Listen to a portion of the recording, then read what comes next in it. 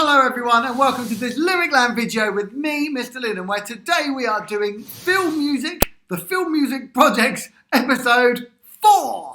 In this video we're going to be exploring horror music. We're going to be looking at how horror uses the elements of music, all 7 of them, and we're going to see if we can understand what is it that makes music sound scary. I know, scary face.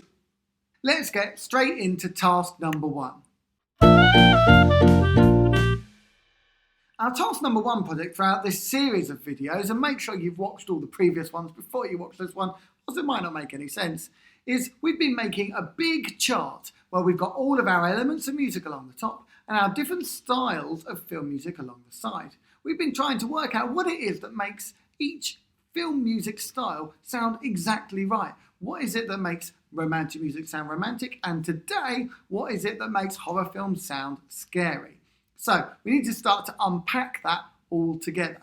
Horror music works quite differently to the previous ones of action and romance, because horror films are all about using the music to tell the story. Instead of a romantic film or an action film using the music alongside the story, often the horror music tells the story because no one's saying anything. If I'm creeping around a haunted house, it's only the music that's making any sound. You might hear the odd squeak or creak, but it's really about the music making it scary. If I'm going around a haunted house, like, that doesn't really feel like a haunted house, does it? It's like a day at the circus or something. Yeah, enough of that. So we've got to work out what is it that makes horror music work. Well, it's about the unexpected sound. So every element of music, we're going to think about how we can do the unexpected. Ooh. So let's look firstly at pitch then. How can we make pitch unexpected? Well, if I'm rumbling down the bottom with our James Bond, like, and suddenly the trumpets come in with,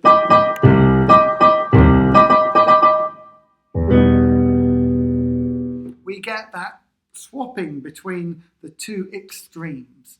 So typically, when it comes to horror music, the pitches are extreme. If I've got my strings and I'm going,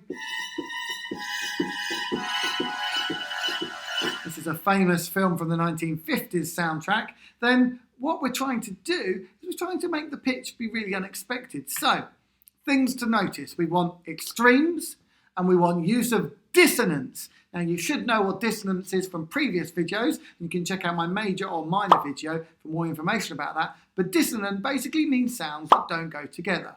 Consonant sounds, they go together. Dissonant sounds, they don't. I could do this all day. I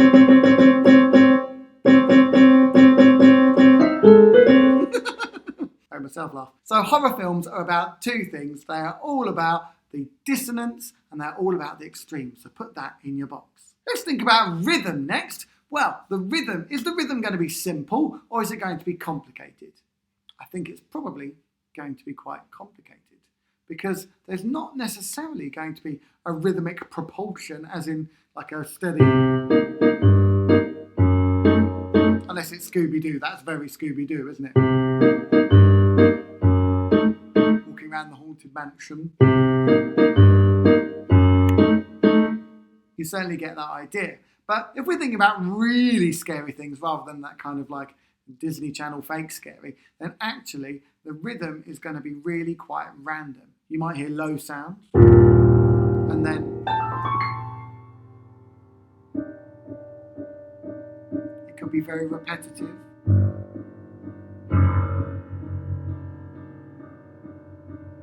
And then suddenly the rhythm changes. So what can we put in that box? We can say lots of random rhythms. I think random is a good word for it because it's got to be cued exactly. If a door suddenly opens, there's always going to be a sound effect on that. If I'm walking around a haunted house going, ooh, well, it's a nice day for a picnic, and then suddenly like a ghost comes at me and the music goes, I'm like, wow, oh my goodness me, oh, I'm so scared, oh, my mum. Yeah, exactly. So we need to work out what that means. Now, obviously, we can work out tempo too, can't we? We can work out tempo quite comfortably Because has that music got any tempo? No, because it's timed with the storytelling. So we could say it's quite free. That's probably the best word in a classical music sense, in that it's very free. If I've got low sounds, there's not necessarily a strict tempo keeping the time with the conductor.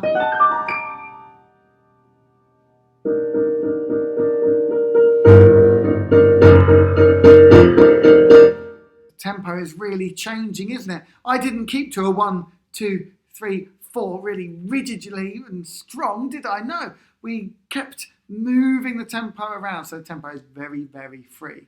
Dynamics is an easy one. Now, we've just got to do the extremes, haven't we? I can start very quietly.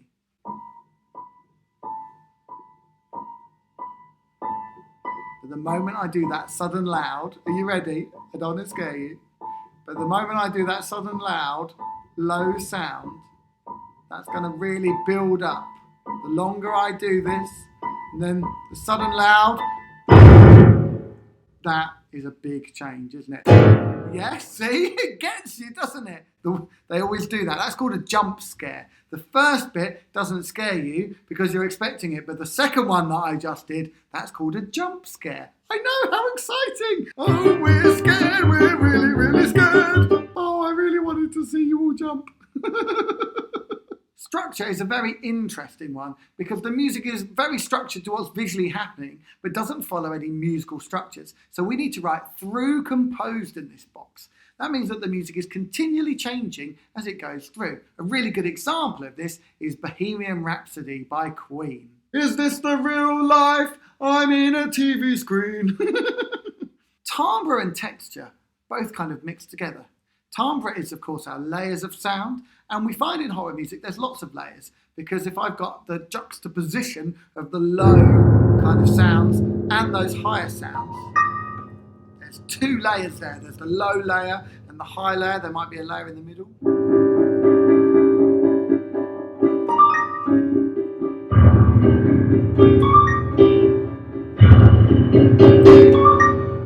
You could hear that I got louder through that using my dynamics too. So lots and lots of layers. And timbre, well, I'm not that able to demonstrate the timbre on just a piano, but if we imagine a full old orchestra, there's going to be strings and trumpets and woodwinds and all sorts of interesting sounds in there.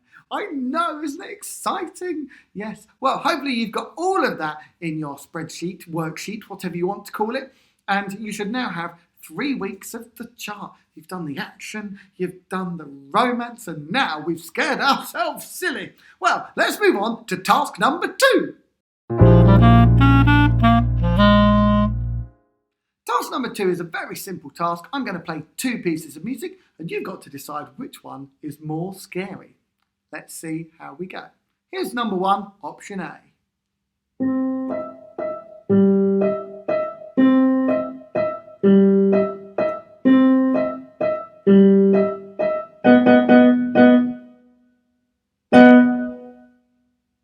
Option B.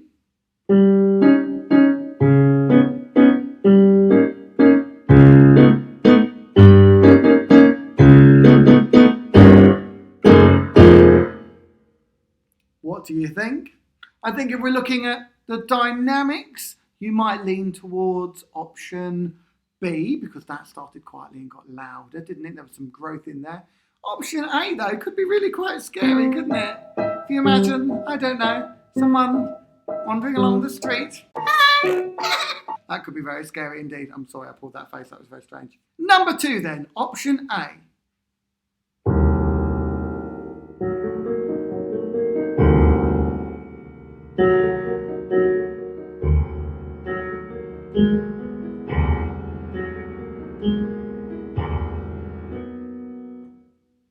And option B.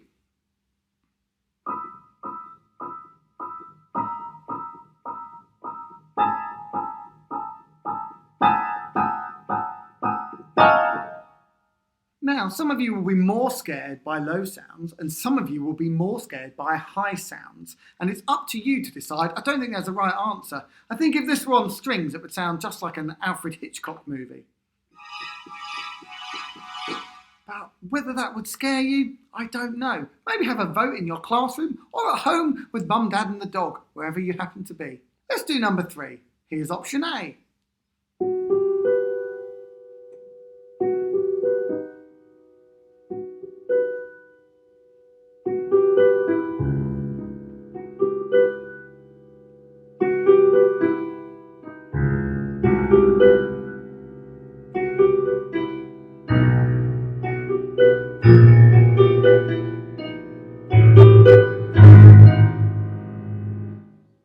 And option B.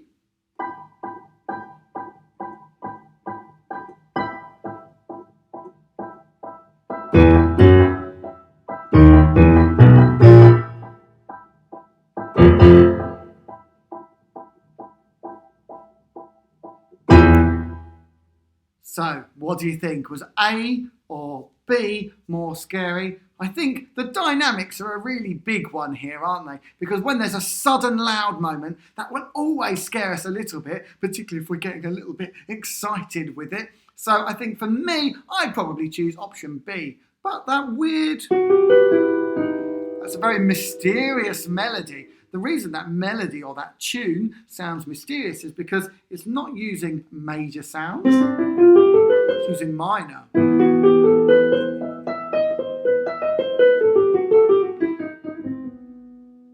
Particularly the harmonic minor there. So that. Also, we find when we widen intervals, that's the gap between two notes, that can be scary. So if I'm like,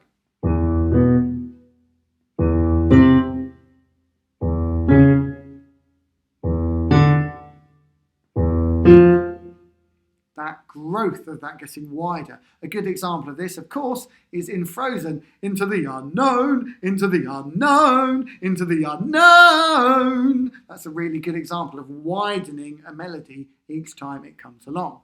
Hopefully that's given you more of an idea as to how we can use the elements of music to make people a bit scared in a horror film. Hopefully you haven't been scared too much. If I've scared you, I'm really, really sorry that I scared you. I really didn't mean to, except I did. Okay, let's move on to our Phony challenge.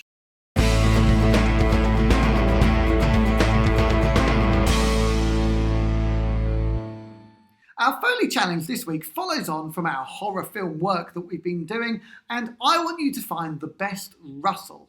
I want you to find a rustly sound that makes you feel a little bit uncomfortable. Now, I don't mean go and find a bloke called Russell. I rustle. I mean get a rustly sound. So it could be the rustle of hands together. Everybody rustle your hands together. Does that sound scary?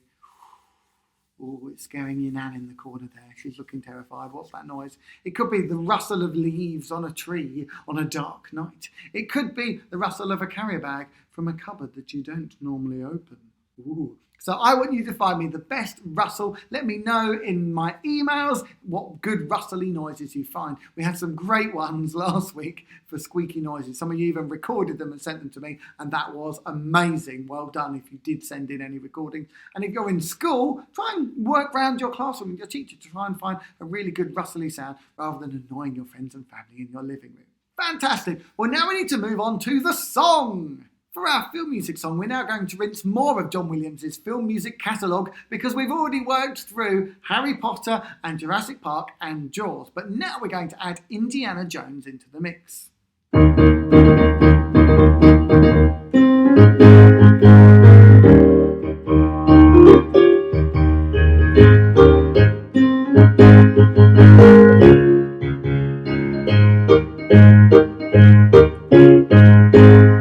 That's what we've got, and this is a very famous brassy melody. Our brass in our orchestra are all getting a mention here because this tune is all about the brass, and it's actually far more like a brass band than an orchestra. A brass band is an ensemble or group of musicians that all play brass instruments. So that could be trumpets, trombones, French horns, tubas, and then tenor horns and euphoniums and all sorts. Brass bands are very Christmassy sounding as well. I always like to listen to a brass band at Christmas. So this section goes. Tunes with trumpets start to build. Tunes with trumpets start to build. Then we go, get a trombone and the sound is filled. get a trombone, and the sound is filled. Let's put that all in a row. You can see the words on one of these sides. I can't remember which. Tunes with trumpet, start to build. Get a trombone, and the sound is filled. The interesting thing about this song is it also uses the snare drums. You can see them on my bottom shelf here, and they've got a rattly bit on the back, so when you hit it, and then the rattly bit rattles as well, and it gives that military sound. It's a very famous sound. So we're going to add in a snare drum to this. We're going to go, use a snare drum to find the beat, because you have to listen to the drum to find the beat or the tempo. Use a snare drum to find the beat. And then we're going to finish with the... And a French horn and tuba are all the brass you need. A French horn and tuba are all the brass you need. Because then we've named the 4 brass instruments that are particularly playing this song. There were others because they expanded the orchestra, but traditionally in the orchestra we've got a trumpet, a trombone, a French horn and a tuba. Let's try and add that on from the beginning. Film music, film music. Let's see if we get there. We've gone through that quite quickly, so feel free to rewind me back and look at it again. Film music, here we go. Music. Film music. Film music. Music. Music. Music. Music. Music. Music. See the ball. See a film on a very large TV. Eating popcorn and hear a tune as the music fills the room. It is grand, it is good, and it sounds just like it should. Helps the plot along with a song, and you start to hum along as the film begins. You hear soaring strings and a trumpet plays the tune. Play triumphantly in a major key as the hero saves the day. Suddenly it is spooky. Suddenly it is spooky. It is mysterious. It's normally in a minor key with sadness in the verse. We're flying high up in the sky on broomsticks that are made of wood. They're here, they're there, they're everywhere. The melody's all so good. Tunes with trumpets start to build. Get a trombone and the sound is filled. Use a snare drum to find the beat, and the French horn and tuba are all the brass you need. Fantastic, I'm sure you did really well at that. If you want another go, rewind me back. But now it's time for the listening project. If you've got ears on your head and your brain in between, you're ready for a little bit of listening. Ning, listening. For our listening project this week, we're going to listen to some Hans Zimmer. Hans Zimmer is an incredible film composer. He did Gladiator, but one of the things he's most famous for, other than lots of very grown-up and serious films, Gladiator, Schindler's List and all these things, is he did Pirates of the Caribbean, and we all recognise the very famous bit of music from Pirates of the Caribbean. That's a great melody. It sounds like piratey and swashbuckling. But as you listen to this, I want you to think about 3 things. And one of them is, well, why does it sound piratey? That's question number 3. We'll put them in the right order. Our first question is, which set of instruments in the orchestra is playing that tune? Which instrument is playing the tune? Secondly, I want you to describe the tempo. Is the tempo fast, slow? Is it driving forward? Is it pushing backwards? Describe the tempo. And finally, number 3 is what makes it sound piratey? That's a hard question, but why does it sound like swashbuckling pirates running around with swords and chasing each other? Why does it sound piratey? Work that out. You'll find in the video links below, a link to a Spotify playlist and to it on YouTube. There may even be a YouTube video clip as well you could probably find. But what is it that makes it sound piratey? See if you can work that out. get listening, and I look forward to seeing you back here to work it out. I love that piece of music. I think it's absolutely incredible. When I was a kid, I used to play this in an orchestra. It's just great music. So number one, which part of the orchestra, which section of the orchestra is playing the tune? Have you thought about it yet? Pause me if you need to. It is the strings. The strings are definitely playing that tune. If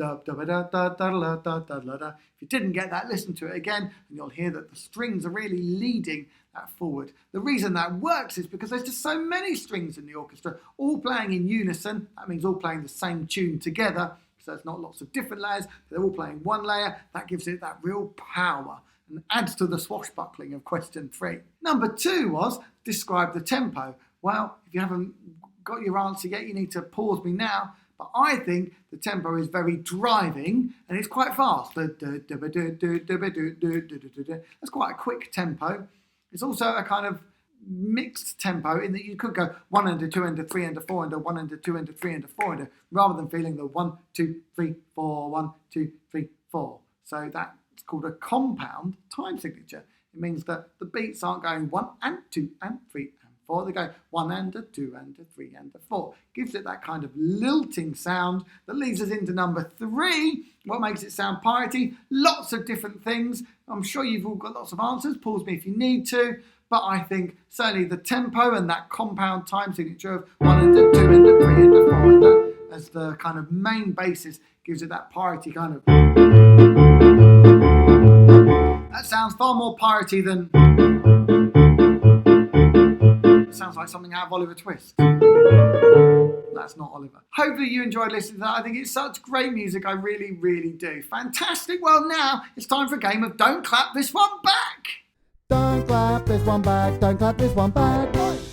Yes, I know we love this game, don't we? We love this game. So far we've got Don't Clap This One Back. We've also got Never Clap This One Back. So if you hear either of those, don't do anything. And remember, you can do lots more Don't Clap This One Back videos that are all on my YouTube channel. And there's like 24 of them. Yes, amazing. I know, how exciting. Here we go.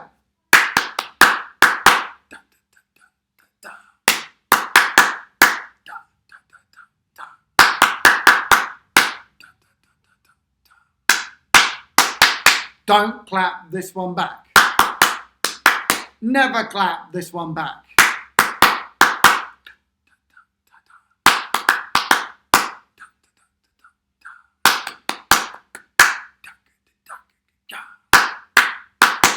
Don't clap this one back.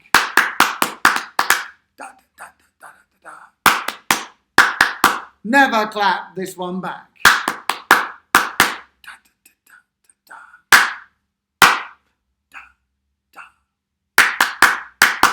Never clap this one back. I know you've done really amazing work today. If you want more, go and do more Don't Clap This One Back videos and visit lyricland.co.uk for more resources and films and all sorts of stuff on there. There's songs. I've just done a new major and minor video. That's very exciting. If you're watching this video in 20 years time, I haven't just done it. So I really hope you've enjoyed this video. It's been lovely to spend this time with you, and I will see you in a screen, or maybe in real life if you actually know me and you're not just a randomer off the internet, very soon. Lovely. Well done, everybody. See you soon. Bye.